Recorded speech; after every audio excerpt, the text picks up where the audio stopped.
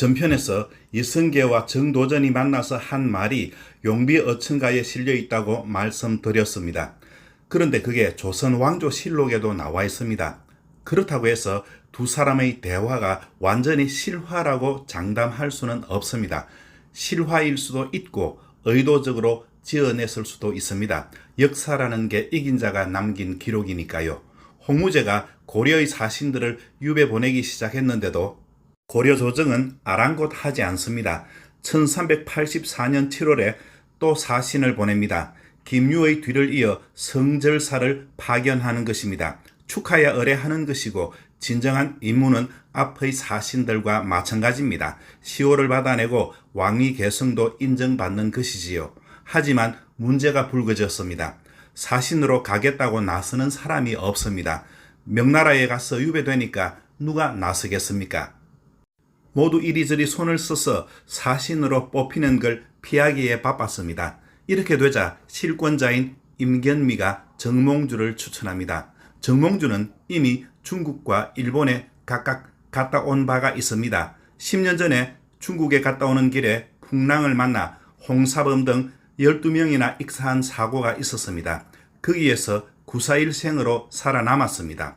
그리고 5년 전에는 일본에 가서 갖은 고생 끝에 성공적으로 임무를 마치고 돌아오기도 했습니다. 또한 재작년 말에 명으로 출발했다가 요동에서 길이 막혀 작년 초에 돌아오기도 했습니다.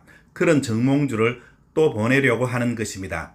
임견미를 비롯한 권신들이 정몽주를 좋아해서가 아니라 나서는 사람이 없어서 그랬다고 봐야 합니다.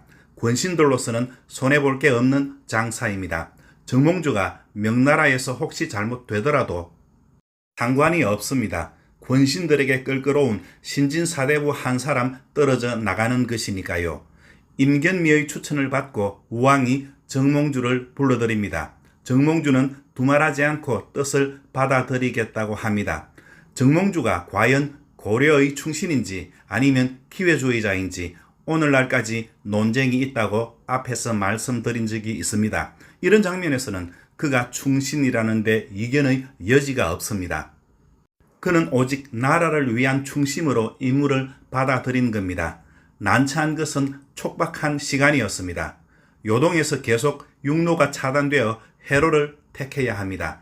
홍무제의 생일까지 현재 남은 시간은 2달 정도입니다. 여기다가 순풍이 올 때까지 기다려야 합니다.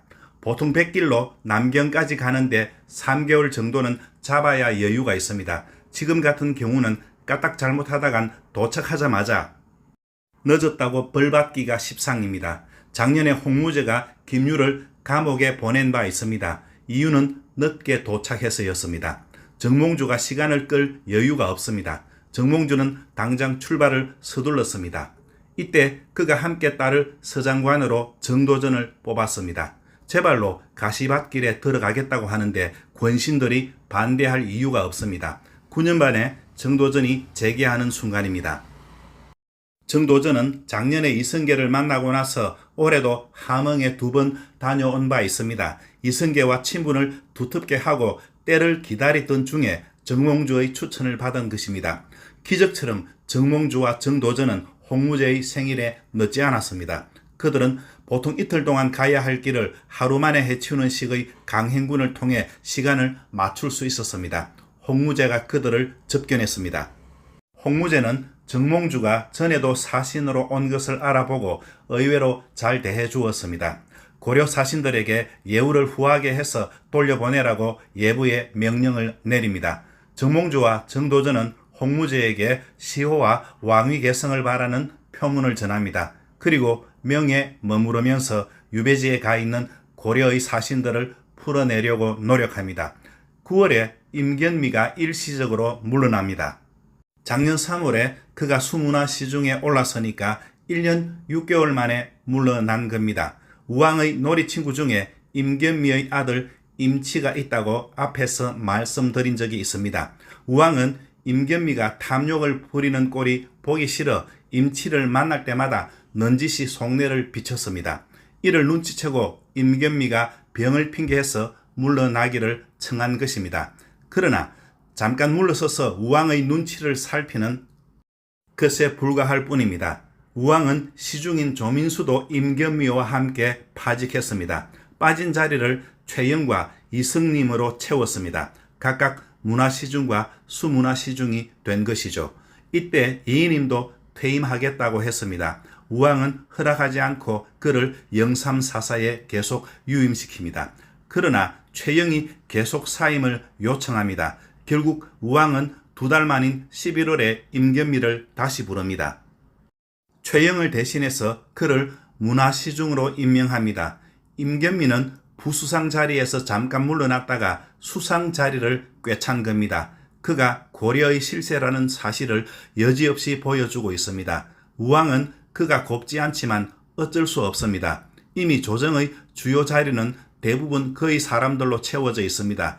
울며 겨자 먹기식으로 함께 해야 합니다. 이와 더불어 고려의 국정문란은 점점 도를 더해갑니다. 최영은 판문화 부사로 자리를 옮겼습니다.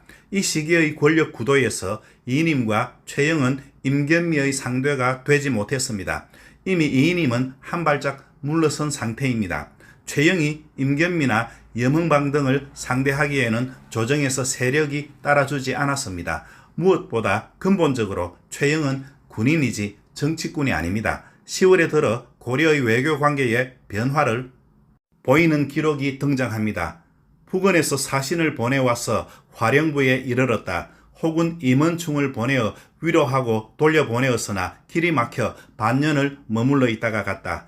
이 기록에서 2가지를 알 수 있습니다. 첫째, 고려가 북원과 단절할 조짐을 나타내고 있습니다. 둘째, 요동의 명의 세력이 확장되었습니다. 그래서 북원 사실의 길이 막힌 겁니다. 이어 윤시월에 드디어 수창궁이 완공됩니다. 공민왕이 1370년 8월에 궁궐을 지으라고 명했으니까 꼬박 14년이 걸렸습니다. 정궁도 아니고 별궁이 그렇다는 겁니다. 쉬지 않고 했으면 이렇게 오래 걸리지는 않았을 겁니다.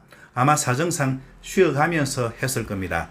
수창궁 낙성식을 마치자마자 우왕은 연산군 이원괭으로 하여금 세공마 1000필을 이끌고 명나라로 가게 합니다. 원래 바쳐야 할 5000빌 중 아직 보내지 못한 수를 보충해서 보내는 것입니다. 동시에 은천군 조림을 하정사로 보냅니다. 여기서 군이라는 칭호는 일종의 명예직이나 산직으로 생각하면 됩니다. 쉽게 말해 일정한 직무가 없는 자리입니다. 앞에서 말씀드렸듯 명나라에 가면 잡혀서 감옥에 가거나 유배될 수도 있습니다. 그런 불안감으로 관리들은 세력가에 빌부터 사신에 뽑히지 않으려고 애를 썼습니다. 그 결과 산직에 속한 이들 2사람이 뽑힌 겁니다. 이원괭과 조림은 11월에 요동에 도착합니다. 여기서 이들은 요동도사 측에서 함경도 쪽으로 군사를 파견해 북원의 사신을 중간에서 막으려고 한다는 움직임을 탐지해냅니다. 즉시 고려조정에 몰래 사람을 보내 이 사실을 알립니다. 도당에서도 발빠르게 북청주 만호 김덕경에게 공문을 보내 미리 대비하게 합니다. 이원괭은 훗날 공양왕과 사돈이 됩니다. 그가 이때 세공을 바치고 돌아온 뒤 문화평리를 거쳐 정당문학이 되었다는 기록이 있습니다. 이원괭과 조림은 무사히 명나라까지 갔다 왔다는 의미입니다. 3년 전에 김유와 이해가 말 933필을 끌고 갔을 때 요동에서 통과하지 못했습니다. 그런데 이번에는 통과했습니다. 얼마 전에 정몽주와 정도전이 명나라에 도착해서 무사히 지내는 것과 연관해보면 홍무제의 마음이 약간 누그러지기는 한 모양입니다.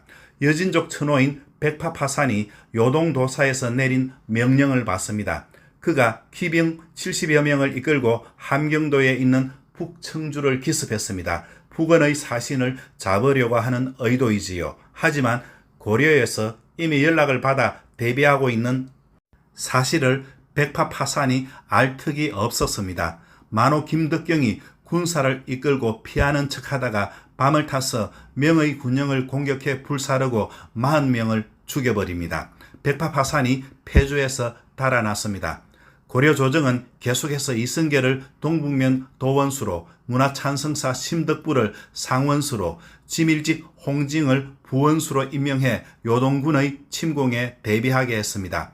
이쪽 지역에 갑자기 전운이 감돌았습니다. 그러나 고려의 김덕경이 백파 파산을 물리쳤다는 소식이 전해지면서 상황이 종료되었습니다. 출전하던 고려군은 제자리로 돌아갔습니다. 부근의 사신은 이로 인해 길이 막혀 6개월 정도 지체한 것으로 추측되어집니다. 부근의 사신을 체포하려 했다고는 하지만 명의 무단으로 고려의 국경을 침범한 것이 명백합니다. 고려는 이에 대응해 마땅하게 조처했을 뿐입니다. 그러나 명은 그렇게 생각하지 않는 모양이었습니다. 얼마 지나지 않아 이 사건으로 고려와 명나라 사이에 긴장이 고조됩니다. 이해에 들어 왜구 침입에 관한 기록이 많이 줄어들었습니다. 그렇게 설쳐대던 왜구의 기세가 확실하게 꺾였습니다. 반대로 우왕의 기세는 꺾이지 않았습니다. 막가파식으로 놀아대는 우왕의 행동이 1384년 한 해에도 줄기차게 이어졌습니다. 세월은 어김이 없어 또 한 해가 밝았습니다. 1385년 현재 우왕의 나이도 어느덧 21세입니다. 이젠 어엿한 청년입니다. 하지만 1월의 기록은 대책이 서지 않는 우왕의 망나니 짓으로 시작됩니다. 전 판삼사사 강인유가 사위를 맞이한다는 말을 듣고 혼례 날짜에 앞서 우왕이 그의 집에 달려가서 딸을 빼앗은 겁니다. 이로 인해 당시 딸을 둔 사람들이 모두 혼례식을 거행하지 않고 몰래 사위를 맞이했다고 합니다. 과장도 있겠지만 우왕이 여자를 많이 밝힌 것은 사실인 것 같습니다. 젊은 나이에 왕위에서 물러났는데도 공식적으로 9명의 비가 기록되어 있습니다. 2월에 결국 작년의 북청주 사건으로 인해 사달이 났습니다. 다음 편에서 계속하겠습니다. 감사합니다.